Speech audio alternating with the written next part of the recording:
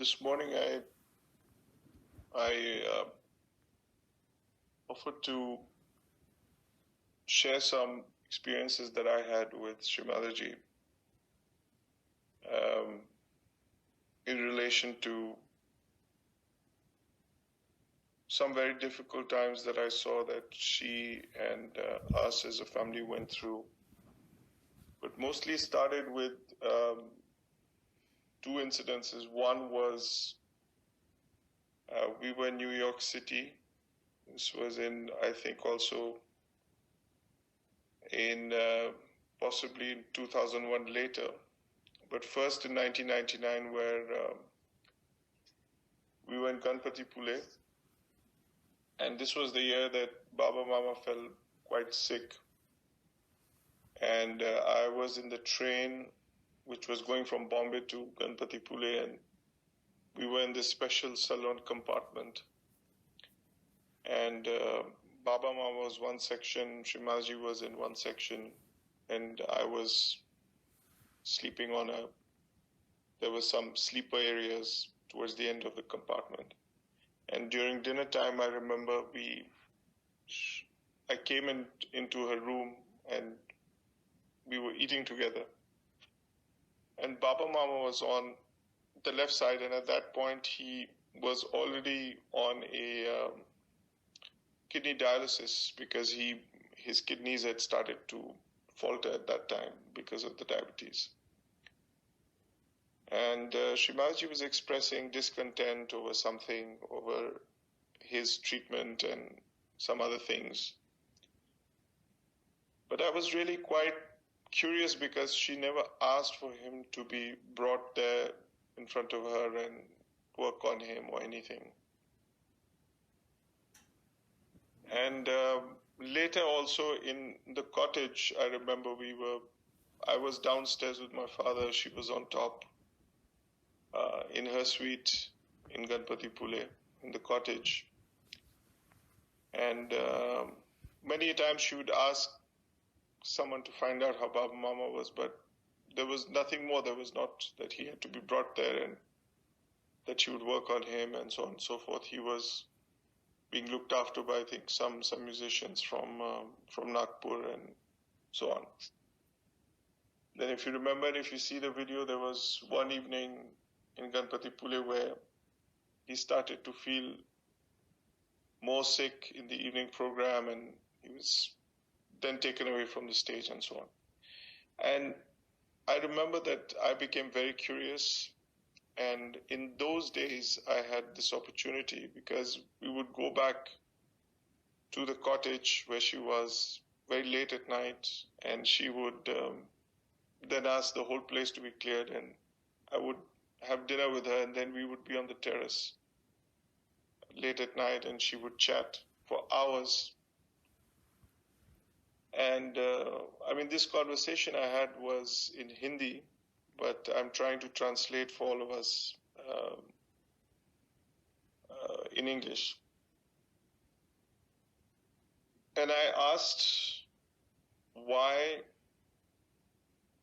there is such an event of tragedy in the lives of so many yogis, which I had been seeing. I was living in Los Angeles at that time, and even here there was some very tragic situations happening. And it was, a question that I had, that why do people have to go through this? And there is sometimes death, sometimes there is pain, there is friction, very heavy friction between people. And what I was very amazed about was that she was not very reactive as to saying that things were wrong. And Shrimadaji was explaining more that in the concept of time, we are not able to see this axis of time as the divine does. We see things between a moment and another where we feel bad about certain things or we react emotionally towards certain events, towards death, towards tragedy, towards friction. But at the level of the spirit, this becomes a much greater program in the aspect of time.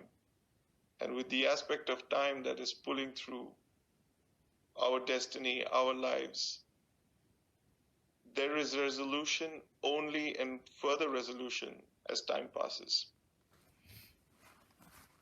And when I look back at it, many of the people that I saw who were suffering, their suffering at the end finished, or there was passing of someone, or there was drastic change in their lives.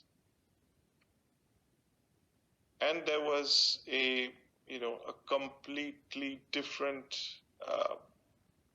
configuration of the way they were living. And I asked, I said, but this is something why can't the life be completely painless and completely smooth and without any friction? And what she explained is that us as yogis, we in particular could be faced with more challenges than normal people, because we are put on a track of evolution that is separate, that is different. But in every case, there is a challenge, a problem, but that problem is always put into place with a solution.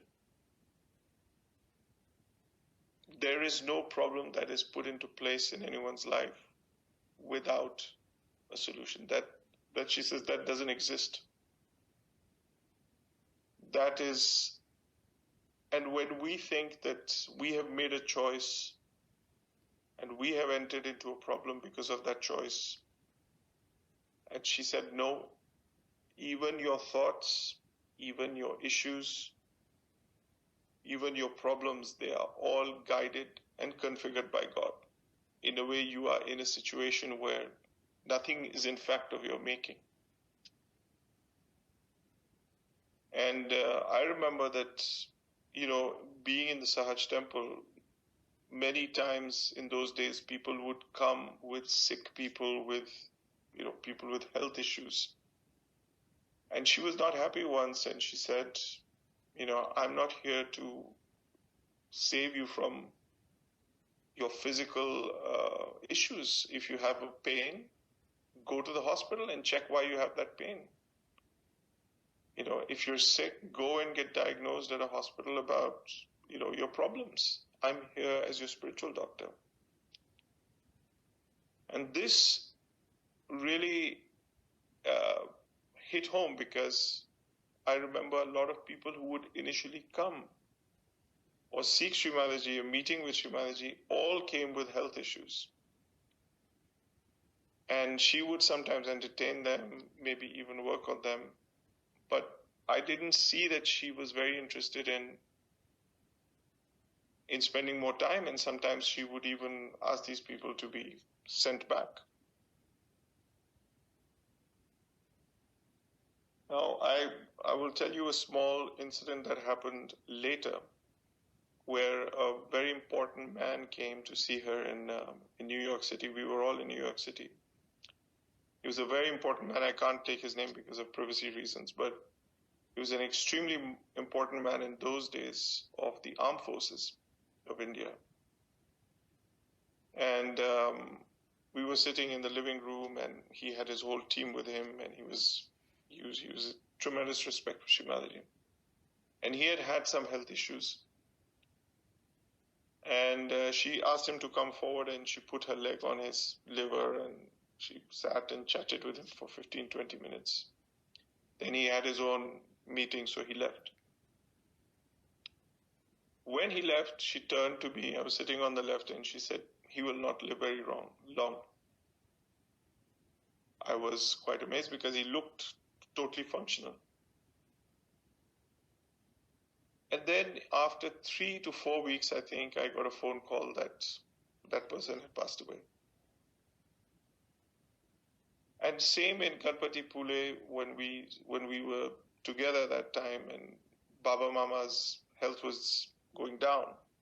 3 to 4 weeks later, again, same thing, he left.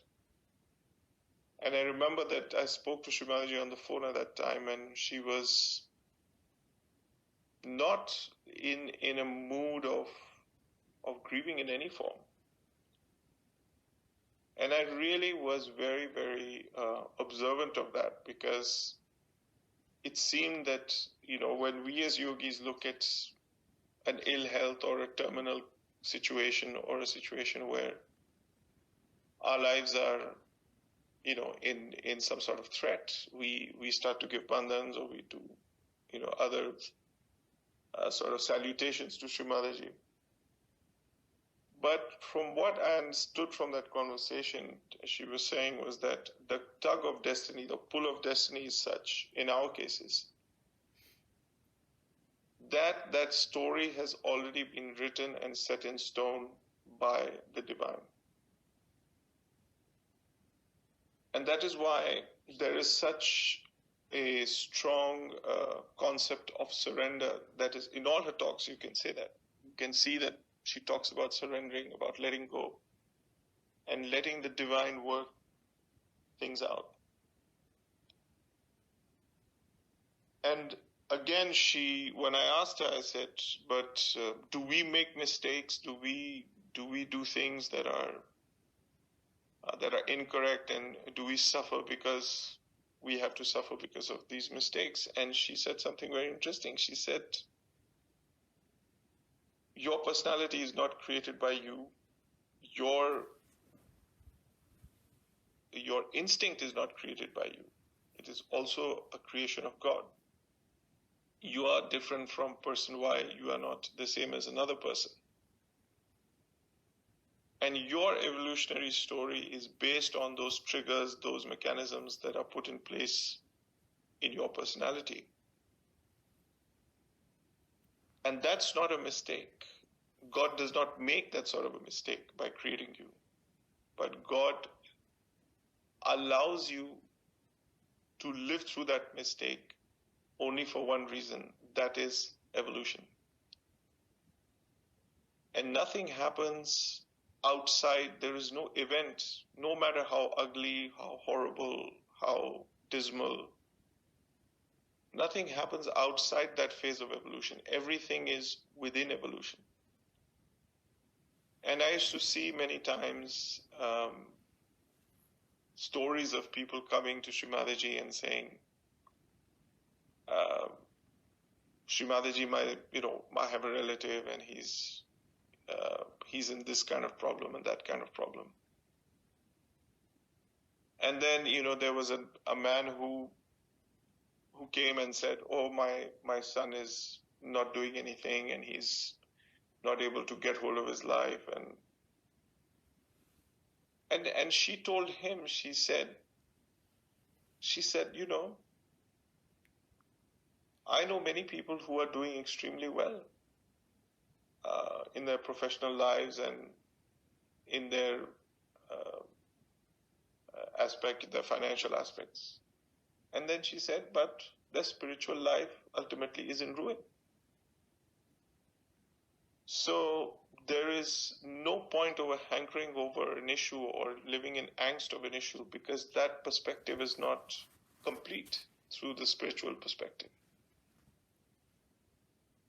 And that's why this gift of Shrimadaji, what she said on that day on the terrace, is that you transcend on top of destiny when you are the spirit, or when your attention is maintained on the spirit. You are watching the play, you are watching the whole story unravel. And this is in Shrimadaji's talks. And this is why, recently why I wanted to share these incidences were because I see a lot of yogis, they are very anxious, or they feel, their lives are not going in the right direction, or they are troubled. they're unhappy, there is a lot of friction between their close relations. And in a way, these are things that are, in a way, set up by God beforehand, and by the divine beforehand.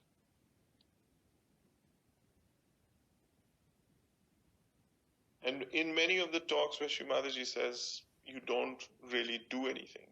And that is why there is the concept of the lack of guilt. And in those, I remember through those days, she was entertaining people, praising them, giving them a lot of importance. And a lot of these people ultimately left Sahaja Yoga, or they found their way in other things. They did not have, the wherewithal to maintain their place there.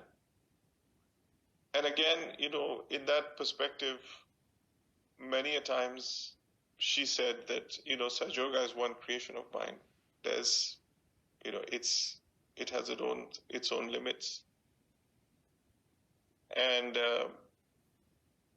it was again a very, very a conversation which to me was very interesting, because it was away from what we seek God for. We seek God for change, for improvement, for a better life, for our desires to be fulfilled. But here was Sri Mataji saying, look, that's all null and void at the level of the spirit. It becomes a big zero. And you are living through things and going through these motions regardless, and you will go through it because time is going to keep flowing and your lives are going to keep progressing in that way. I also will tell you that many a time Sri Mataji was pushing our lives, as my life, as as a relative, as a grandson, into a direction, into a decision where she already knew that was going to fail. That what she's asking me to do is going to end up failing. And I saw this not once, not twice, many times.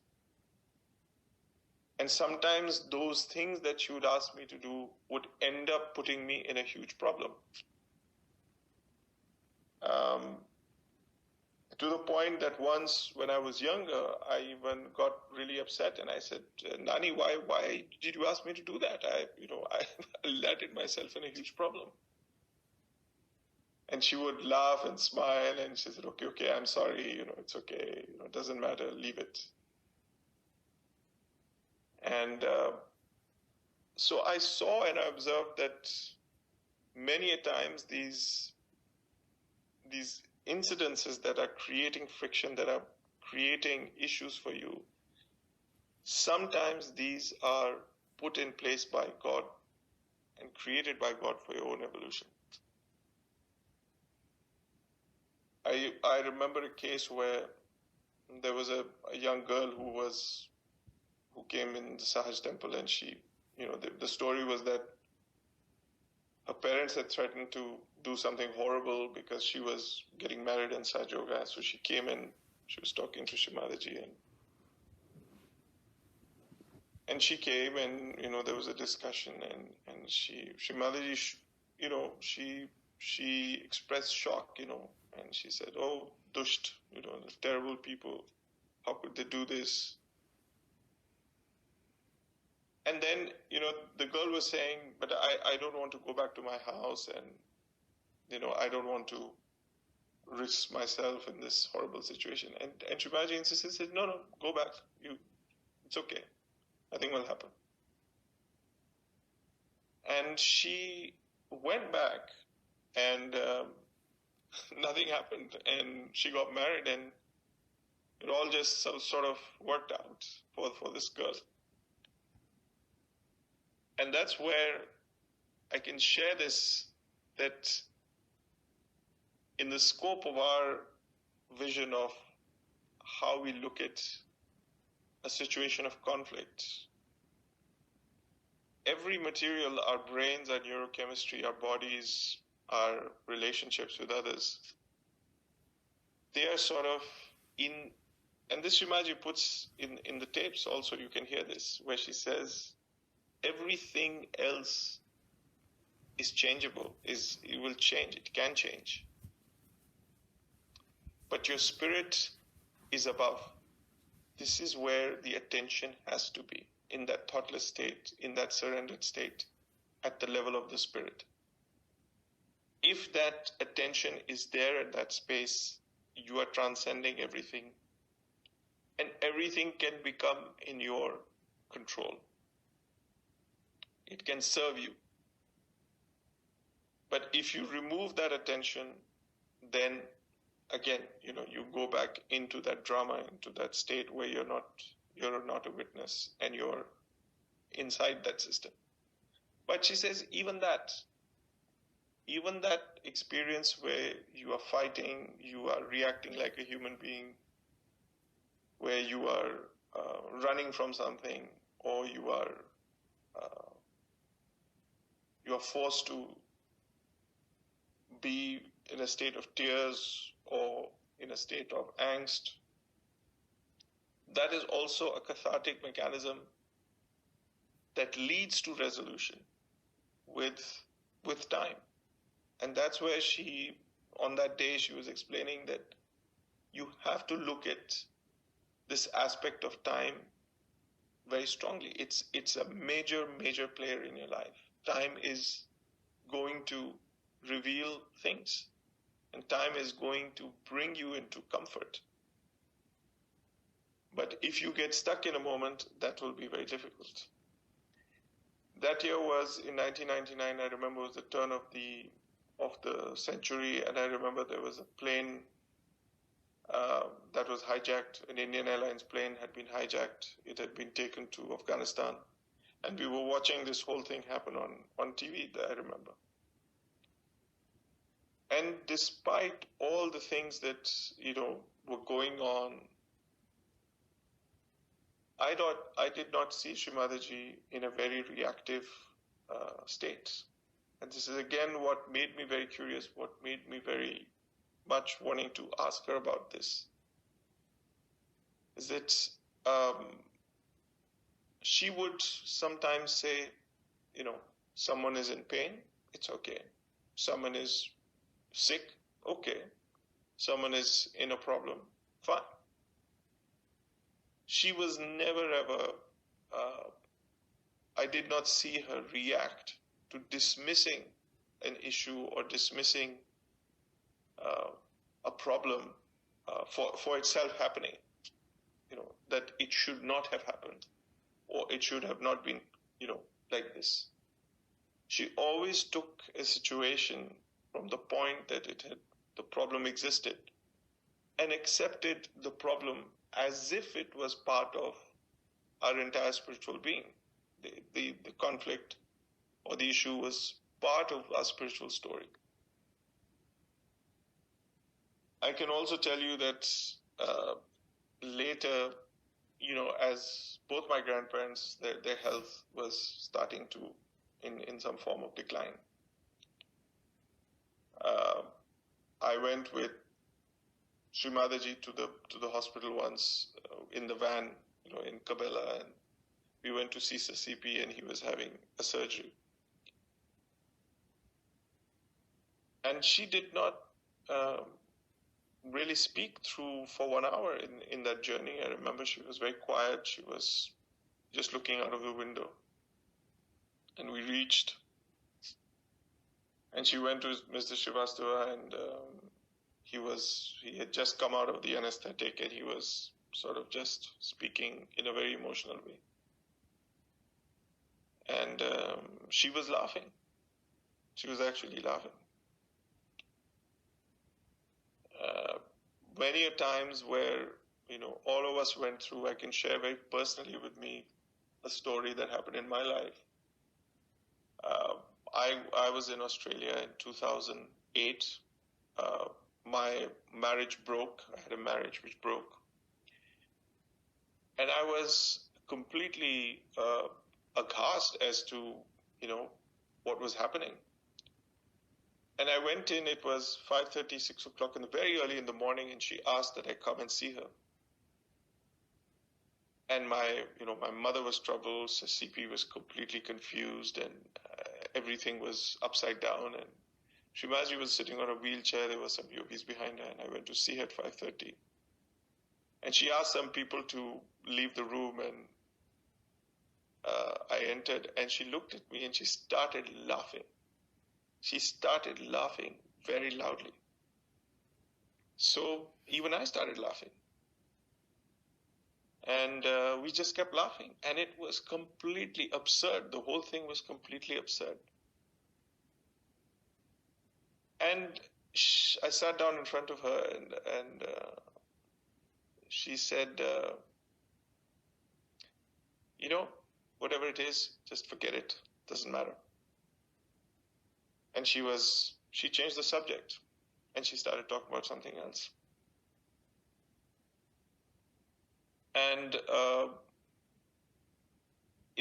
of us were in a different mood. Somebody was dealing with paperwork and so on, and how my marriage would be dissolved and this and that. And I remember that I went back, and there was this issue in the Indian court when I was getting divorced. And I remember went back to that conversation, and I meditated, and I went back to that conversation I had with Shivadaji. And I said, I'm going to see how this works, because there was a problem where I was not able to get a decision from the court. And it just kept going, and it kept going, and it kept going, and up and down, and left and right. And finally, I got in touch. Something, in my sastra, it came that there was a yogi called Udo in Austria. And he was a judge. And I didn't, I was not in touch with Shrimadaji at all. She was not even asking about any of this. And I called him up, and I called him up myself, and I explained to him, I said, look, you need to talk to the person I was married to and sort this out with her. And unbelievably, this whole thing just came back around, went around, and everything within 1 week was resolved. Everything just came to an end. And when I look back at it, everything that happened, including my marriage with Fatima, so on and so forth, there were so many miraculous incidences in those 2 years, including the time when I was with Fatima I don't know, many of you maybe I didn't share, but we were in the Trident Hotel, in what is the Trident Hotel today, but was the Oberoi Hotel, in 2008. And at that time, suddenly my father-in-law, we were in the hotel, and he got a call from France, and he said that his bosses told him that he had to come to France to attend a meeting. And this is why we could not stay in the hotel, because the hotel was paid for by his job. At the same time, Shivadaji calls, and she says, why don't you come to Pratishthan? So we all left. It's myself, my mother-in-law, Fatima, we all left. And we went to Pratishthan, out of the blue. And I think we arrived on the 23rd in Pratishthan.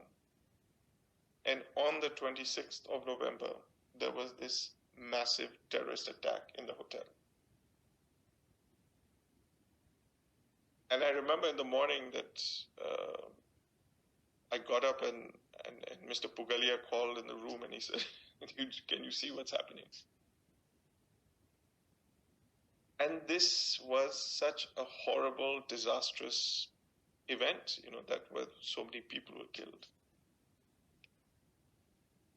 And again, when you think of it and you reverse all these stories and you wonder how the divine is planning what, who is chosen for what, it is almost impossible to understand.